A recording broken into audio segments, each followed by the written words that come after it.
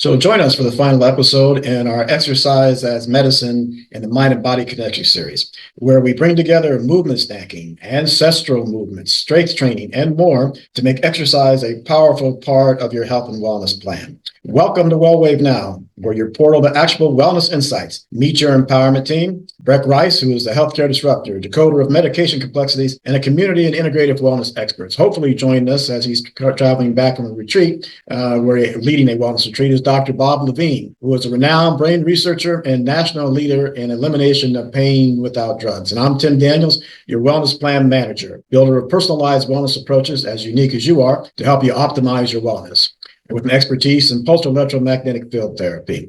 Together, we are your wellness catalysts, committed to elevating your health, enhancing your functionality, and optimizing your performance at every life stage. Our objective is to provide you with innovative strategies to boost your happiness, unlock your body's full health potential. We're WellWaveNOW, where timeless wisdom lights your wellness path. So, Breck, it's been a pleasure here with you over the past 7 weeks to go down this journey on exercise as medicine and the mind and body connection. And I've certainly learned a lot, and looking forward to wrapping this up here with you. So, yeah, no, it's been great. We've covered some really amazing topics, right? We've talked about movement snacks, and I encourage everybody to go back and listen to the previous sessions on this. What is a movement snack? Just simply throughout the day, I get up and do something, a little bit of stretching, or I do some squats or some lunges. I purposely have my office upstairs because the kitchen is downstairs, so I get a lot of stairs in. I run down to refill my water mug, run back up the stairs and take those little breaks. We've got, stretches like we talked about, strength training, cardio, aerobic, resistant training. And then we also had a whole session on Tai Chi and Qigong, which was totally fascinating to me, Tim, because that's an area I don't know that much about. So that was a great introduction. And thanks. And we had some great experts with us on that as well. Like in that Tai Chi and Qigong, there's Sharon Smith, who had studied with some of the masters around the world and become a master herself, and spent, I think it was 45 years. She had been teaching for 40 years and trained for 5 years before that, and really brought us some good knowledge on how that both those ancient styles of Tai Chi and Qigong really not only just help with the mental relaxation, but help with changing in the chemistry of the body, working the joints, helping to stabilize mobility, a lot of wonderful things there. Yep. Yeah, so many benefits, right? We talked about the cardio health that you get, weight management, muscle strength, bone strengthening. We always forget that. We know doing certain exercises strengthens our muscles, but there's all those benefits for strengthening your bones too. And as we have an aging population, that's very important, just as important as having muscle strength is having bone strength. Enhancing your immune function and reducing even the risk of chronic diseases, things like type 2 diabetes. There's studies that show that regular exercise also can decrease your where you won't be as susceptible to certain types of cancer, like colon cancer or even breast cancer in women. Right. Tons of healthy benefits. Absolutely. And I think another expert that helped us with that was Lisa Snow, who's had been running her own business for, On the Mend, personalized and customized training and massage for 17 years, and really knew her stuff on what the things she talked about there on how strength training helps from the metabolic state, the bone strengthening, the chemical changes in the body, the HDL, all of those things. And so as you mentioned, and all of those are available to our audience up there on the replay when they can go to our YouTube channel, which is Wellness Wave Club with Tim Daniels. We might have to expand that to Wellness Wave Club with Breck Rice and Tim Daniels on there, but that's what we've named it so far. Yeah, no, and we talk about the physical, but what about all the mental benefits? Reducing anxiety and depression, relieving stress and improving sleep. That's another big topic, is sleep improvement, and then enhancing your cognitive function, lowering your risk of dementia or even Alzheimer's. Yeah, absolutely. And so it's just a plethora, and we could go on with the many benefits, and that's why we wanted to do this.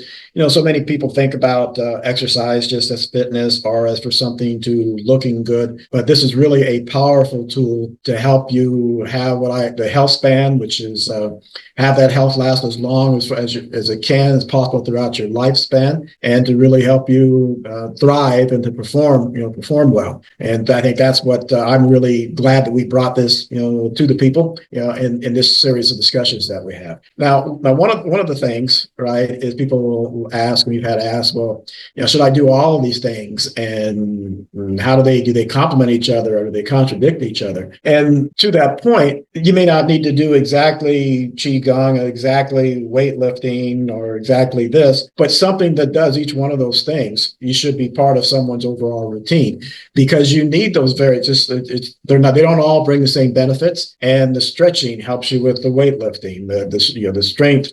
The Tai Chi can help you with the balance. And as I mentioned in one discussion, on my old wrestling days, I had wrestled with this guy out of when I was in high school. I also wrestled at the collegiate level, but in high school, a guy out of West Point, Nebraska, who was worked on the farm and had just that natural strength to bring it in there. And that's when I realized that just lifting, just doing the stretching wasn't enough. You really had to find a way to integrate all that. And that can be what the Tai Chi does. Qigong won't do that as much, but the Tai Chi will, and other things help you really integrate that muscle, integrate what you pick from the other spaces, and learn how to use them and use your whole body in conjunction and drive that. Yeah, absolutely. And even before we go on to having a good blend of those, some of the other benefits that I want to make sure we touch on, and welcome again to everybody that's just joined us on Facebook Live and TikTok Live here, new followers also on the Zoom page. But some of the other benefits of these different exercises that we've talked about in the different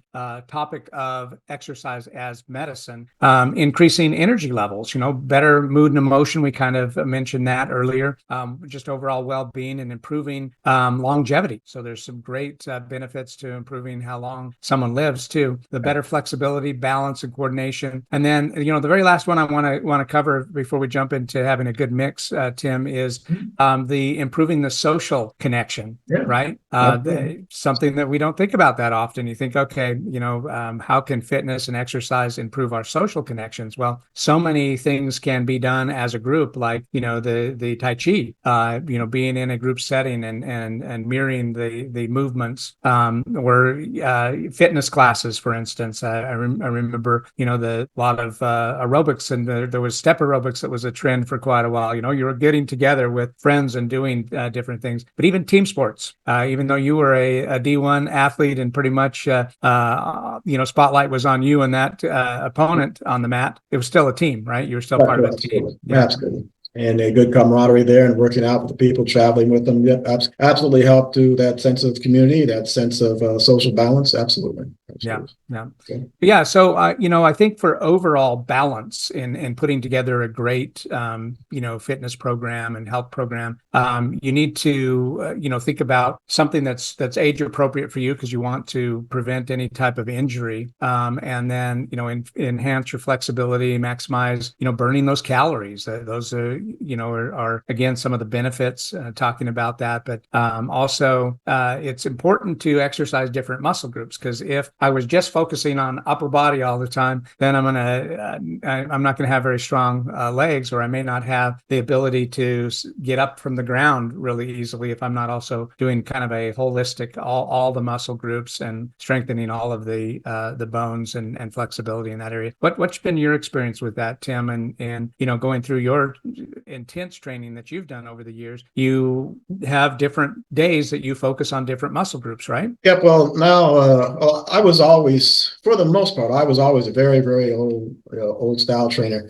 where I did when I did the strength training, I would work out all the muscles groups in one particular day. And I started doing that clear back in eighth grade, seventh grade, as you remember, when I couldn't do a pull-up, and I went out and got the Marine Corps fitness development thing. And my Marine Corps buddies always teased me about that, because I'm an Army brat, and they said, hey, nothing that you got on the Army bases helped you do that. You had to go to the Marine Corps. But yes, so I used to do, and still do today, all, me personally, and that's why I think is this personalized and customizes. I will do all my muscle groups on one day.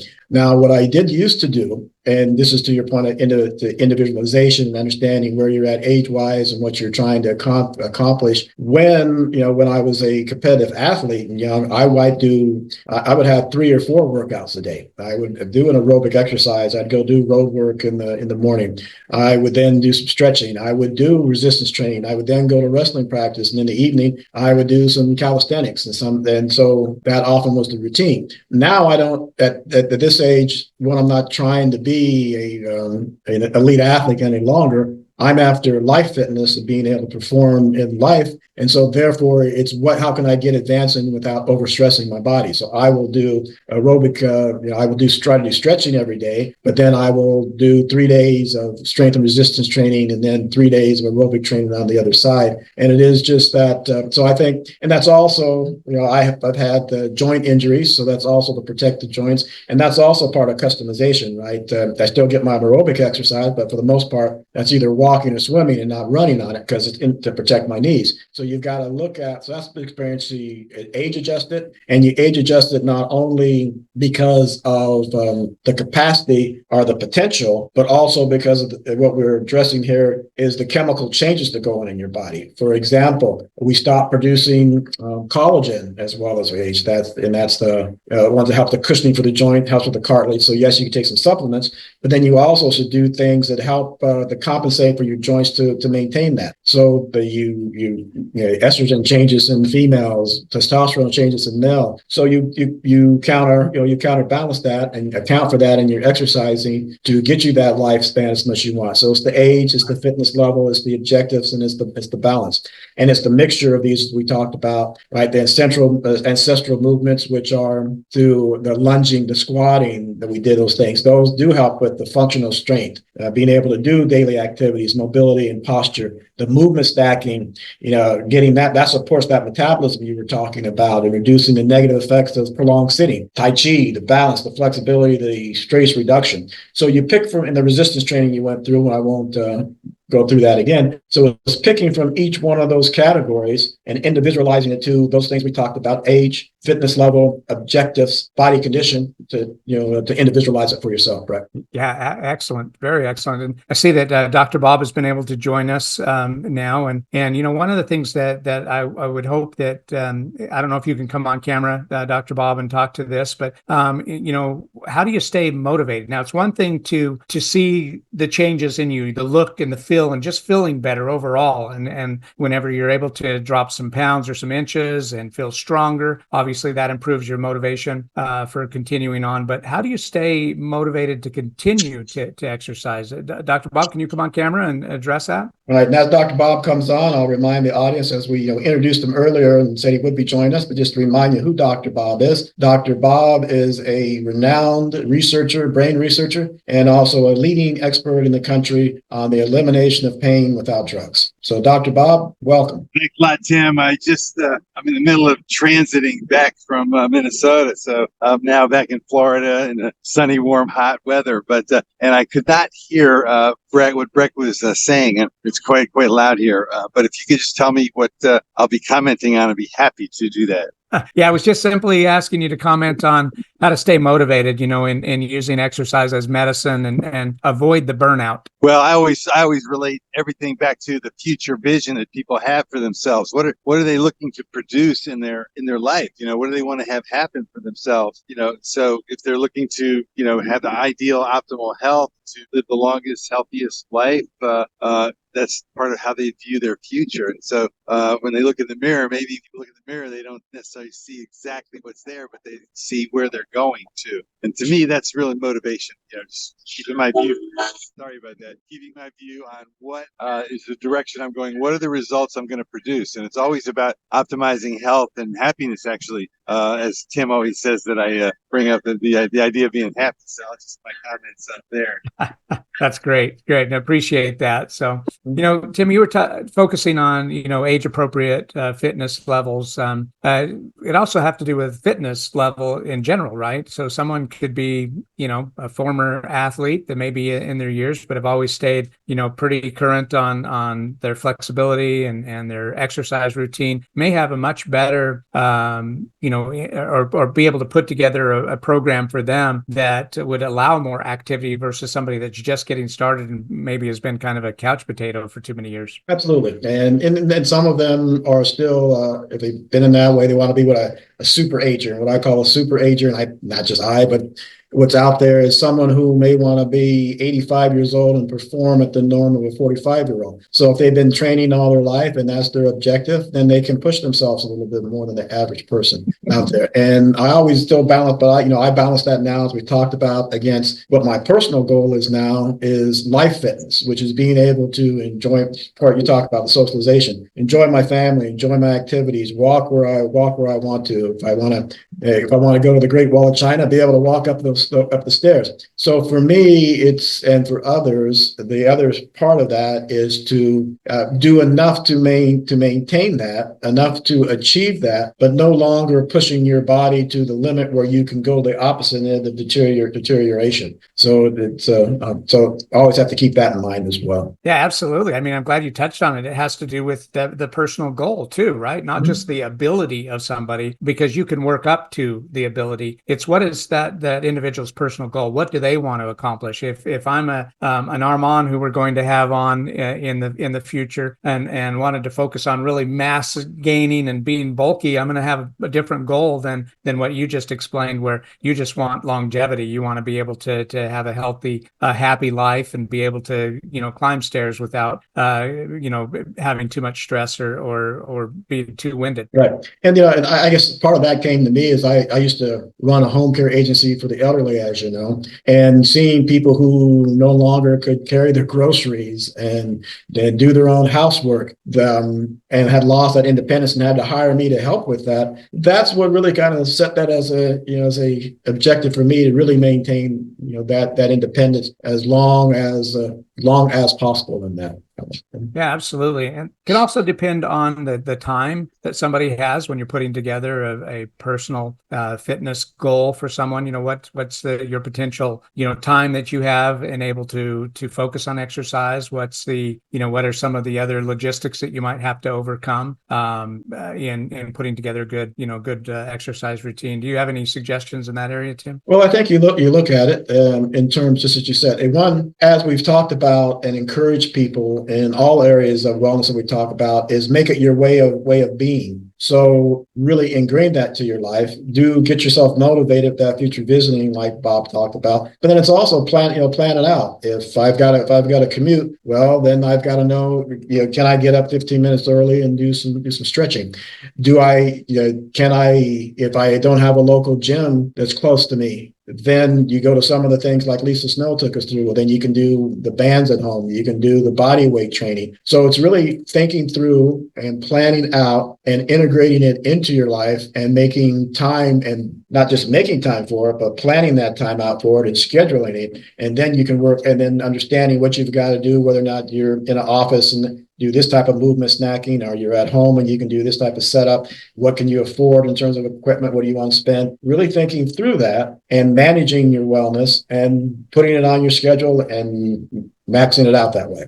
Doing it, right? Got to get up and get moving. So, now that we have a better understanding of the different types of exercises and how, we should integrate those into our daily routines, that's so crucial. Let's now explore how complementary practices can further enhance our exercise routines and our overall well-being. Right. And so what are those complementary practices? Well, I know you'll talk some yourself about nutrition and sleep and and we'll talk about meditation. Two I'll cover here are the pulse electromagnetic field therapy that I've spent now 8 years on, putting that in the hands of health practitioners and individuals, but also hot water therapy.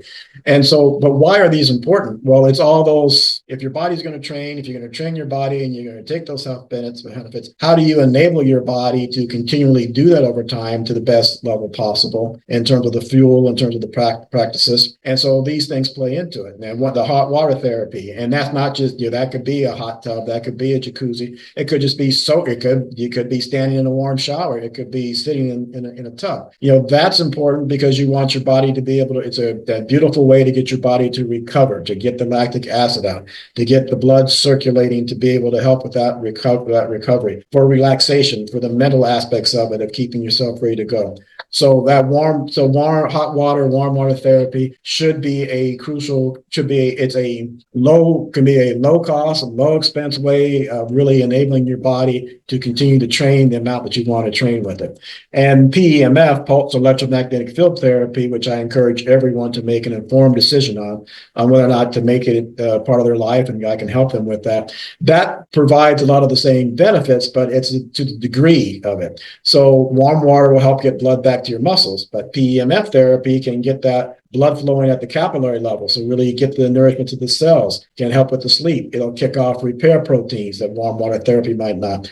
So that, and it'll help with sleep, it'll help with relaxation, all in the natural way for your body. So it's a beautiful thing to help you with that recovery, that relaxation, with the healing, and in and of itself will help muscle strength, working it from the inside out, and your stamina, help you recover longer, harder, and faster, help you put more into your workout. So it is a fantastic tool to do that. If you can take some expense, you can find things out there from $990, a little wearable, up to some that cost $6,000 to put that into it. And it's well worth the investment for our purposes here, and others if you can. If you can't, though, that hot water therapy is very nice, and is in the, my wise man, my father once told me, only fools ever say something's 100% or 100% positive.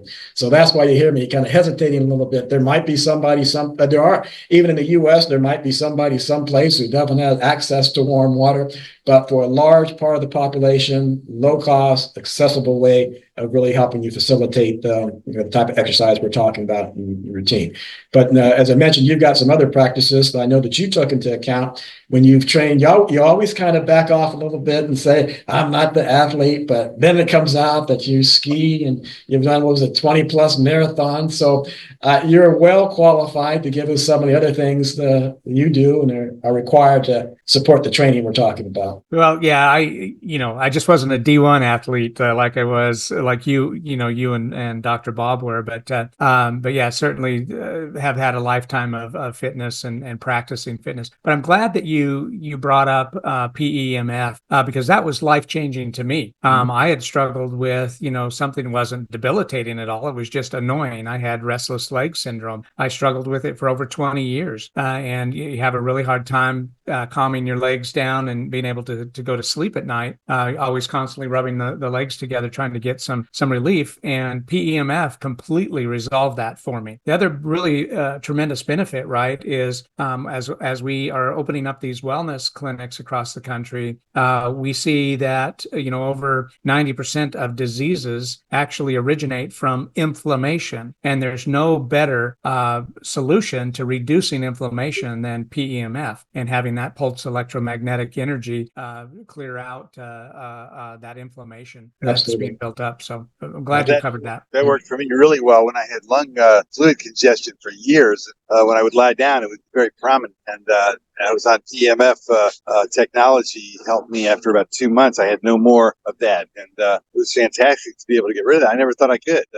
So just by removing the excess fluid and inflammation from the lung area and everywhere else in my body is really valuable. Yeah, absolutely fantastic. A couple of other things that I noted that are good enhancements is meditation in all forms, right? I'm a God-fearing person, and so my meditation may be prayer. That's a great time to have a calming of your soul and your spirit, and meditating. Nutrition is so important, and even when you think you're eating healthy, the most healthy diets today are not the same as a healthy diet 50 years ago. We are depleting nutrients out of the soil, and so it's hard to get everything you would need in proper nutrition. Sometimes you do need some supplements. Another thing that I'll mention, to promote a little bit the wellness centers is the ability to take in an individual and identify where there are deficiencies. So through a lot of testing, getting back test results, lab results, we can look at 118 different blood markers and identify where there are deficiencies that need to be made up so that someone can have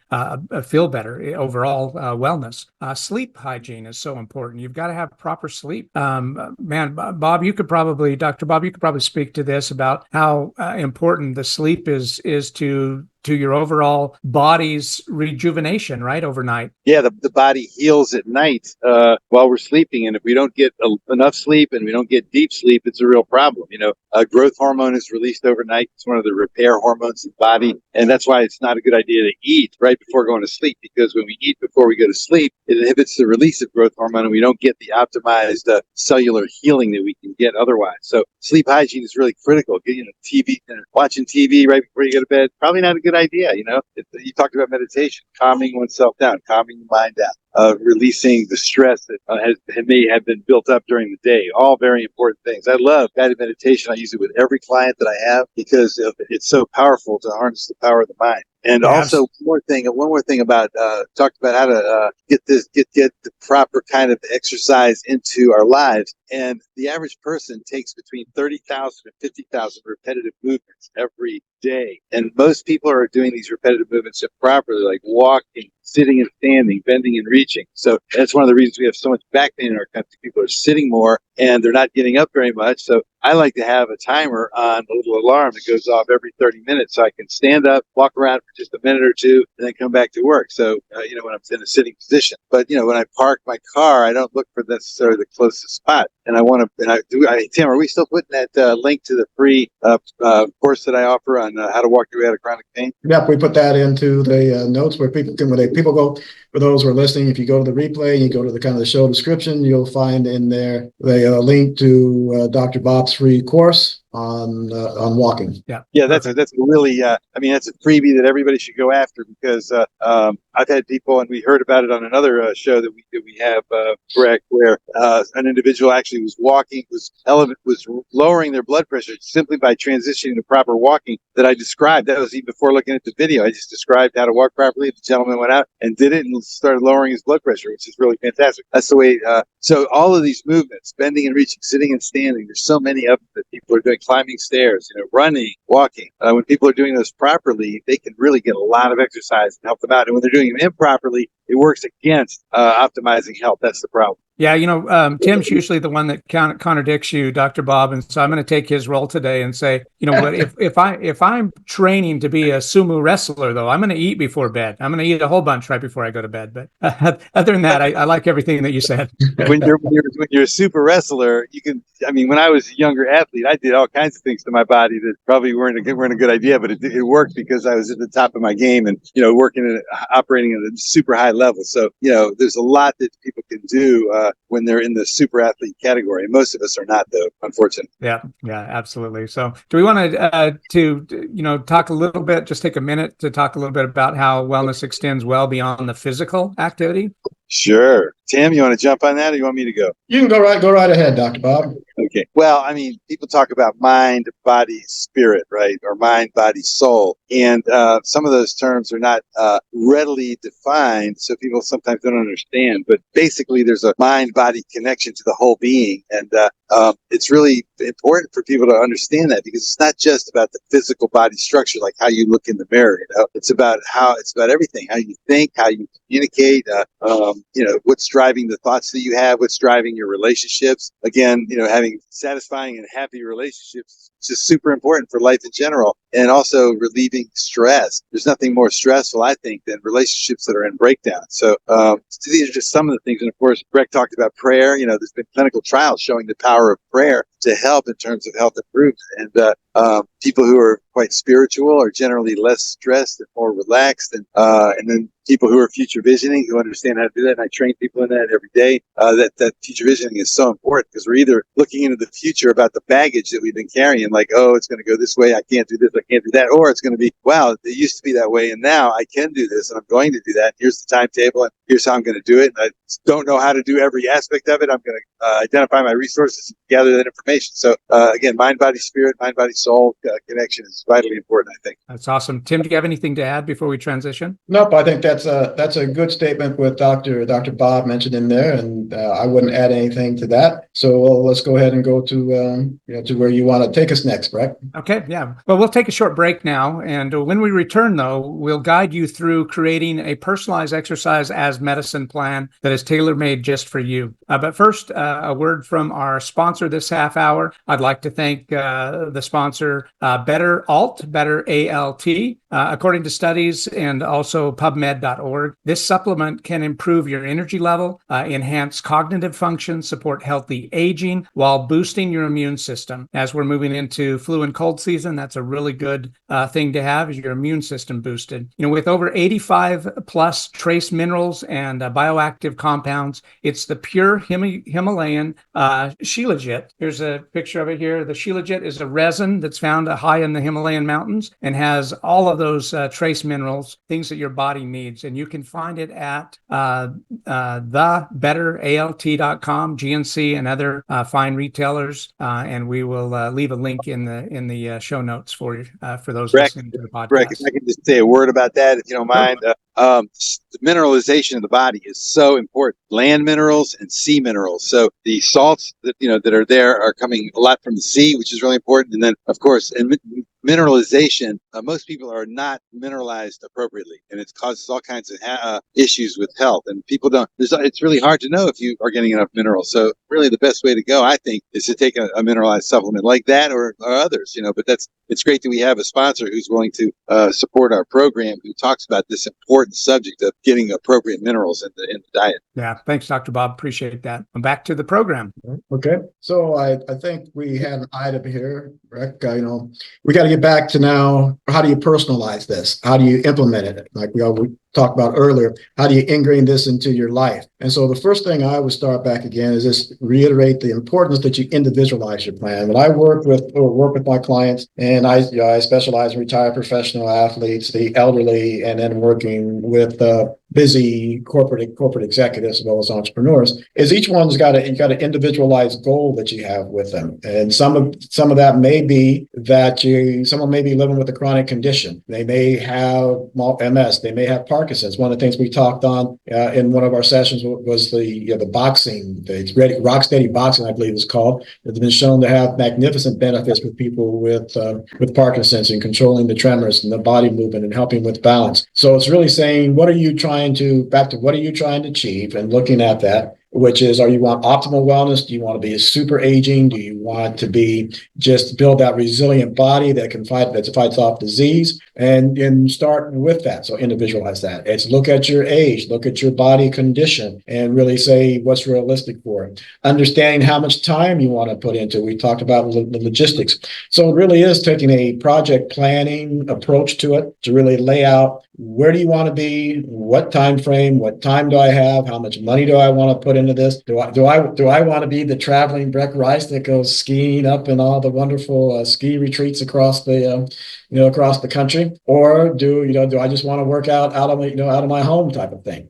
So, but it's key to individualize the plan, map it out, have your goals, have your milestones, build it into your daily routine. Like Dr. Bob says, he keeps his clock there for every 30 minutes. Me, I try to make it by every hour or so at least, to get up and move around. And individual, and that also is saying, what will you stick with to start with, and also what do you enjoy in everything. If I don't enjoy lunges, let me find something else that gives me that type of strength. If I don't enjoy yoga, which I don't.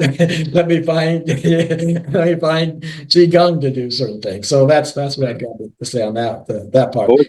What you're saying, Tim, is so important because it takes creating a structured existence for the workout plan, writing it down. So it's a project, keeping maybe sticky notes around your house, like walk properly, do some push-ups between chairs. I like to do the push-ups between chairs to get full extension. There's a lot of ways to get exercise, the movement snacks, all that we talked about. So having a structure is really important. And people are not that versed in how do you create the structure, and all three of us are capable of providing that. So if somebody wants some help with building a structure for their workout regime, they should really contact one of us and ask the question, like, what can I do? How do I do it? What are the ways that I construct the project, right? Absolutely. Yeah, and people just a comment on that is think about it. Both you and I chatted about it, talked about it, and Breck has put some things in as well. People would say, well, this is too much. It's overwhelming. One, as Dr. Bob said, any of us can work with you to break it down to make it simple and execute it. But number two, I also want you to think about the benefits of this and what we alluded to earlier, that wellness is just not physical. Everything you do here, if you can fight off illness, then your mind functions well. You're happier. If you can undertake and enjoy, if your joint pain is down, you can enjoy your kids, your grandkids, your spouse. So this is not just, okay, fine, I want to exercise for health. This is exercise for something I call life fitness. It's and life enjoyment. So I'm with Dr. Bob and his camp on that one. I get more joy. It's worth the effort to put this in the effort to map this out, make it part of your life for all those things: relationships, fitness, health, enjoyment of life, mental performance, and the community. And you build in however you like it to get the community that you were talking about earlier, Breck. Yeah, absolutely. And Dr. Bob, I'll send you a clip of that recording where Tim was agreeing with you. So, yeah. You can have that on record forever. But everything that you both have talked about is absolutely perfect, right? You got to consider your age and your ability, your health status, what your goals are, what your performance level is. I'm going to add just a couple of things. You touched on, make it be something that you like to do. So sometimes for me, exercise is a sport. It's pickleball, or it's racquetball, or it's small field soccer. I don't play on the big 11v11 any longer, but the smaller 6-on-6 size of field, so you don't have to sprint quite as far. But doing something that's fun with others, where you're getting some movement and some exercise in. The last thing that I wanted to touch on too, we didn't really cover it in nutrition, but it's so important: hydration, right? Dr. Bob, you talked a whole segment, and everyone will have to go back and listen to the earlier podcast, but we had a whole segment on hydration, how important that is. You mentioned getting up at regular intervals to move. Well, if you're properly hydrated, if you're taking in enough water,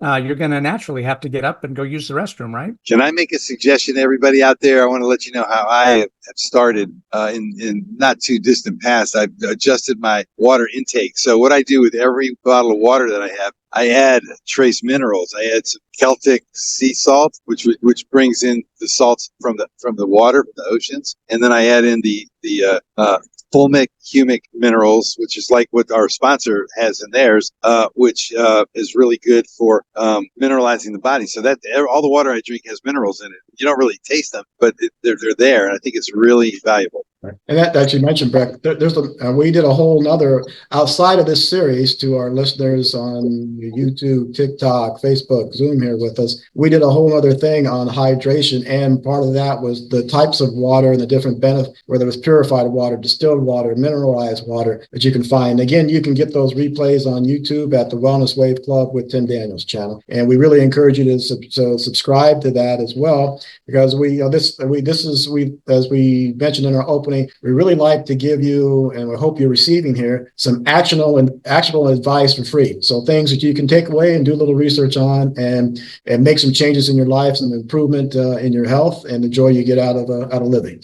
Yeah, I just added that. You told them where to find it, but in those that are here in the Zoom room, I've just added that link where they can subscribe and get all of the past episodes. So definitely some really good nuggets of information there for exercise as medicine, as well as other topics that we're covering. Okay. Anything you'd like? We know this time has kind of sped by here, and again, it's been a pleasure. It's always a pleasure working with you too, but it's been an extreme pleasure to do this series on exercise as medicine and the mind and body connection.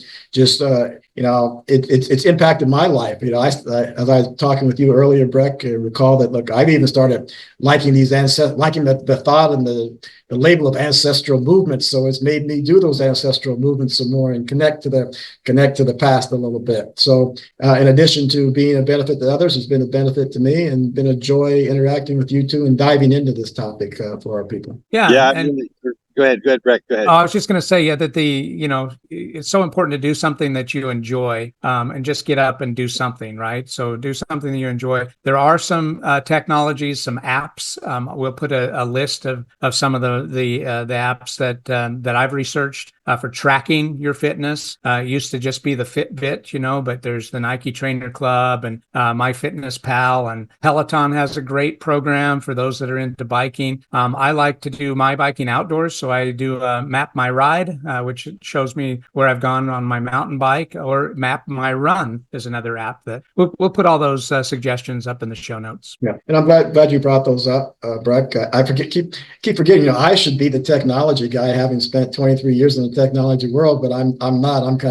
I've reverted back to my plain small town Midwestern ways and leave that technology to you, especially in this realm. But those things are key, right? Those enablers to help people stay with it and to make it easy for them. So I'm glad you brought that up, and we'll be able to share, as you said, share that with the people in our show notes there. I want to encourage everybody to look back at our previous podcast, because there's a wealth of information there. I mean, by the way, this one has been a real pleasure because of the importance of exercise in general in holistic health. But all of our other podcasts have really great information too. So I encourage people to go back and check them out. Yep. Well, it's been a pleasure being with you today, everyone. And thank you for joining us on Facebook Live and TikTok Live and here in the Zoom room. Right. And we're starting a new series next week. Come back. You will enjoy it. It'll be more innovative and differentiated information. And I'll give you just a little teaser on it. We're going to really dive into something that Breck alluded to earlier, that world, and Bob talked about, that world of supplementation. So many things out there, so many things you can try. How do you really know what's going to work for you? How do you make Breck, you're that decoder of medication complexities. Well, the supplementation is getting to be almost as complex as medication. When you've got this in there and that in there, and I got my vitamin C here and my vitamin C over there in this form. And so we're going to help you really decode that and really make strides in what to supplement and how to get the most out of it. Looking forward to it.